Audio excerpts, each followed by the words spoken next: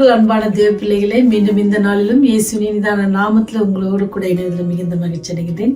இந்த நாளிலும் தேவனுடைய வார்த்தை எங்கிருந்து வருது அப்படின்னு சொன்னா, சங்கீதம் 42 அதிகாரம் 1வது வசனம். மானானது நீரோடையை வாஞ்சித்து கதறுவது போல தேவனே என் ஆத்துமா உம்மை வாஞ்சித்து கதறுகிறது. மானானது நீரோடைகளை வாஞ்சிக்கிறது போல. நீங்க இந்த காரியத்தை பார்த்தீங்கன்னு சொன்னா, வாஞ்சை, நம்முடைய வாஞ்சிகள் எப்படிப்பட்டவங்களா இருக்குன்னு நீங்க பார்த்தீங்க அப்படின்னு சொன்னா, ஒருவேளை ஒரு மதுபான பழக்கமுடையவராக இருப்பார் அப்படின்னு சொன்னா, அவர் ஒரு நேரத்தில் முடிவெடுப்பார், இனிமேல் குடிக்க மாட்டேன்னா. ஆனால் அவரால் இருக்க முடியாது, திருப்பி அங்கே தானே செய்வார், ஓடுவார். ஏன்னு சொன்னால் அதில் அவர் ஏதோ ஒரு சந்தோஷத்தை பார்க்குறார், அதில் ஏதோ ஒரு அவருக்குவான ஒரு மகிழ்ச்சி அதில் அவர் காண்றாரு. அது அவருக்கு ரொம்ப பிடிச்சிருக்குது. அதனால் என்ன செய்கிறார், திரும்பி திரும்பி அந்த மதுபானத்திற்காக அவர் ஓடிக்கொண்டிருக்கிறார். ஒருவேளை சிலர் என்ன செய்வாங்கன்னா, சுற்றுலா தலங்களை பார்ப்பதற்கு என்ன செய்வாங்க, அதற்கான நாட்களை இது பண்ணி அதற்கான காரியங்கள் எல்லாம் பணம் சேகரித்து அங்கெல்லாம் சென்று பார்த்துட்டு வருவாங்க. அதில் அவங்களுக்கு ஒரு பெரிய மகிழ்ச்சி. சிலர் என்ன பண்ணுவாங்க அப்படின்னு சொன்னா, ஹோட்டல்ஸ், உணவகங்களுக்கு செல்வது எனக்கு கூட ரொம்ப பிடிக்கும் தான். ஏன்னு சொன்னால், சில டைமில் நம்ம ஹோட்டல்ஸில் போய் சாப்பிடும்பொழுது நினைப்போம், ஐயோ இது ஹெல்த்தியாக இருக்குமான்னு தெரியல, நிறைய சாப்பிட்டு வந்துடுவோம், இனிமேல் இதை சாப்பிடக்கூடாதுன்னு நினைப்போம். ஆனால் அதே சமயத்தில் சில நண்பர்கள் அழைக்கும் போது என்ன செஞ்சிருவோம், மறந்துட்டு உடனே அங்கே போவோம். ஏன்னா நமக்கு அந்த டேஸ்ட் ரொம்ப பிடிச்சிருக்கோம், அந்த இருக்கிற உணவு வகைகள் நமக்கு ரொம்ப பிடிச்சிருக்கோம். உடனே திருப்பி என்ன செய்வோம், அந்த இடத்துக்கு போக நம்ம ஆசைப்படுவோம். அதே மாதிரி அது மாத்திரம் இல்லை, சில டைமில் என்ன செய்வோம் அப்படின்னு சொன்னால், நண்பர்களோடு சேர்ந்து சில இடங்களுக்கு, ஒரு செல்ல வேண்டாத இடங்களுக்கு செல்லுவோம். அங்கே அது நமக்கு என்ன செய்யும், ஒருவேளை சினிமா தேட்டராக இருக்கலாம், இல்லை ஷாப்பிங் மாலாக இருக்கலாம். அதெல்லாம் நம்முடைய நேரத்தை வீணடித்து பணத்தை வீணடிக்கிற காரியங்கள். ஆனால் அதெல்லாம் நமக்கு அது என்ன செய்யும், திருப்பி திருப்பி போவோம். அது எனக்கு என்ன நம்ம தரும்னா, மகிழ்ச்சியை தரும். அது மாதிரி நம்ம ரொம்ப வாஞ்சியாக இருப்போம், எப்படா அந்த டே வரும் அப்படின்னு காத்துட்ருப்போம்.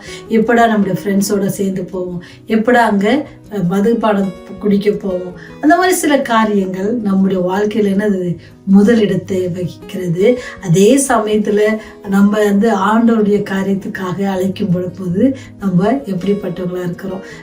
நம்ம 10,000 மைலுக்கு தூரமாக இருக்கிற இடங்களை காண செல்வோம். ஆனால் நம்ம 10 மைல் தூரத்தில் இருக்கிற நம்முடைய தேவனை நோக்கி ஒரு ஆலயம் இருக்கும் போது நம்மளை கூடுவாங்க, அல்லது நம்முடைய விசுவாச பிள்ளைகள் நம்மளை கூடுவாங்க, இல்லை நம்ம உறவினர்கள் நம்மளை வாங்க எங்கள் சர்ச்சில் பாருங்க, உங்களுக்கு ஆண்டவர் நல்ல காரியங்கள்லாம் செய்வான்னு சொல்லுவோம். ஆனால் அங்கே போவதற்கு நமக்கு மனசு வராது, அங்கே போகிறதுக்கு நம்ம யோசிப்போம். அந்த நேரம் தான் சொல்லுவோம், இன்னைக்கு பிஸ்னஸ் என்னால் மூட முடியாது, இன்னைக்கு அந்த பிஸ்னஸ் மீட்டிங் இருக்குது, அங்கே ஆண்டவரத்தில் வர முடியாதுன்னு சொல்லுவோம். ஆனால் அதே போல் பிஸ்னஸ் மீட்டிங்லாம் தவிர்த்து வேறு இடத்துக்கு போகிறதுக்கு நம்ம முற்படுவோம். அதில் நம்முடைய தாகம் எங்கே இருக்குது. இங்கே பார்த்தீங்களா, தாவீது பக்தன் பாடுறாரு, என் ஆத்மா எப்படி இருக்குதா, மான்கள் நீரோடை வாஞ்சிக்கிறது போல. மான்கு தண்ணீரை பார்த்துட்டு ஓடணும், எங்களால் தண்ணீர் கிடைக்குமா அப்படின்னு சொல்லி அலையும். அது எப்படி அலையனா, வாஞ்சிக்கும். அது எப்படியாவது கண்டுபிடிக்கிறதுக்கு என்ன செய்யும் தெரியல, மான்கள் எவ்வளோ வேகமாக போகும், அவ்வளோ வேகமாக ஓடி எங்கேயாச்சும் கிடைக்குமா தண்ணி அப்படின்ட்டு. அதே போல் என் ஆத்மா ஆண்டவருக்காக காத்துட்டு இருக்குது. இவ்வளோ வேகமாக நான் ஆண்டவருக்கு எவ்வளோ வாஞ்சி தாகமாக இருக்குது அப்படின்னு சொல்லிருக்கு. உங்களுடைய தாகம், என்னுடைய தாகம் எப்படிப்பட்டதாக இருக்கிறது. இந்த உலகத்தின் காரியங்களை நோக்கி தாகமாக ஓடுகிறோமா, அல்லது ஆண்டவருடைய பாதத்தில் என் ஆத்மா ஆண்டவரை உண்மை நோக்கி மான்களை போல ஓடுகிறதா இருக்குதா அப்படின்னு பார்க்கணும். நீங்கள் அடுத்த வசனம், 2வது வசனம் தான் இன்னும் அழகாக இருக்கும். என் ஆத்மா தேவன் மேல், ஜீவனுள்ள தேவன் மேலேயே தாகமாக இருக்கிறது. எவ்வளோ கிளியராக சொல்கிறார் பாரு, அழகாக சொன்னார். மான்கள் வாஞ்சிக்கிறது போல நான் வாஞ்சிக்கிறேன் அப்படின்னு சொன்னார். அப்படி சொல்கிறார். என்ன சொல்கிறார் பாருங்க, என் ஆத்மா தேவன் மேலே, ஆண்டவர் தேவன் மேலே இருக்குது, தாகமாக இருக்கிறது. எப்போன்னு சொன்னால் அவருடைய சன்னிதியில் நான் எப்போ போவேன் அப்படின்னு சொல்லியிருக்கேன். உங்களுக்கு அப்படி இருக்குதா? நம்முடைய வாழ்க்கையில் நம்முடைய பிரச்சனைகள் தான் நமக்கு பெருசாக இருக்குது, அதுதான் மைண்டில் இருக்குது. நம்முடைய தேவைகள் தான் மைண்டில் இருக்குல்ல, நம்முடைய வியாதிகள் தான் மைண்டில் இருக்குது. நம்ம எந்த டாக்டரை பார்க்கலாம், எந்த மாத்திரை எடுக்கலாம், அப்படி தான் எண்ணங்கள் ஓடுது. இந்த பிரச்சனைக்கு இங்கே போகலாமா, அங்கே போகலாமா, இதை செய்தால் சரியாகிடுமா, இவங்கள போய் பார்த்தா இந்த பிரச்சனை நீங்கிடுமா அப்படிலாம் நினைக்கிறோம். இங்கே ராஜாவாக இருக்கிறார் தாவீது ராஜா, அவர் சொல்றாரு பாருங்க, என் ஆத்துமா இப்படி வாஞ்சிக்குது. ஆண்டவர் மேல நம்ம வாஞ்சி உள்ளவர்களா இருப்போம் அப்படின்னு சொன்னா, தாவீதை உயர்த்தின தேவன், ஆடு மேய்ப்பவனை அரசனாக்கின தேவன் உங்களையும் என்ன செய்வாரு, உங்களுடைய தேவைகள் எல்லாவற்றையும் அவர் நிவர்த்தி செய்வார். மான் வந்து அந்த தண்ணியை வாஞ்சியோட பார்த்துச்சு, ஓடி ஓடி பார்த்துச்சுன்னா எவ்வளோ வேகமாக குடிக்கும். அது மூச்சு வாங்க வாங்க குடிக்கல.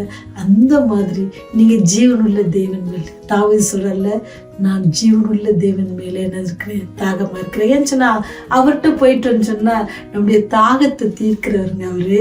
நம்முடைய கவலைகளை தீர்க்கிறவர், நம்முடைய வேதனைகளை நீக்குகிறவர், கண்ணீரை துடைக்கிற தேவன்.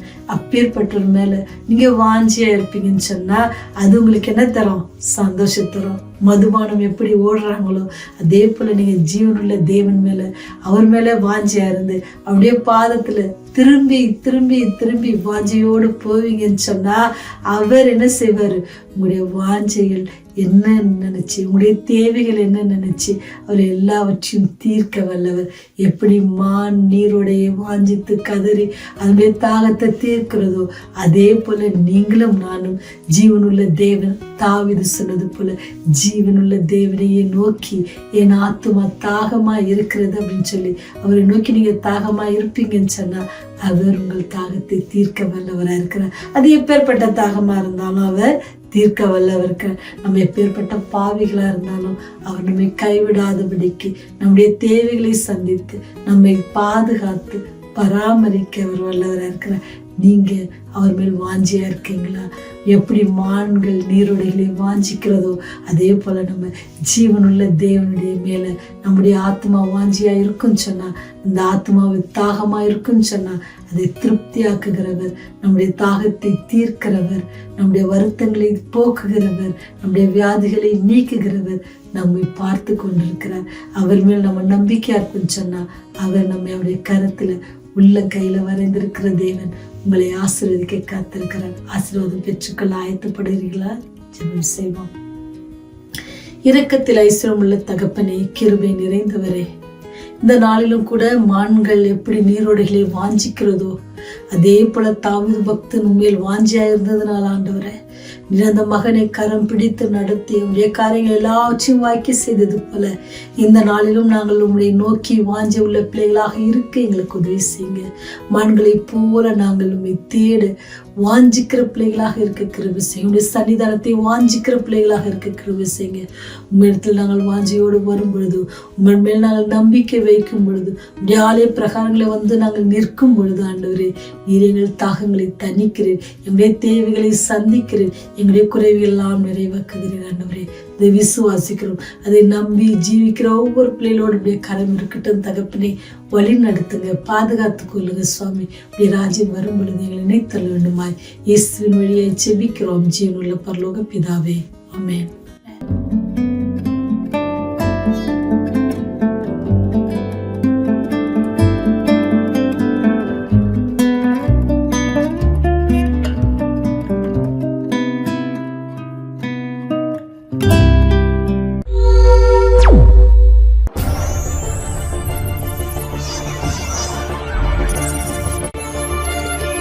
நீங்கள் பார்த்துக் கொண்டிருப்பது உங்கள் ரிவைவல் டிவி.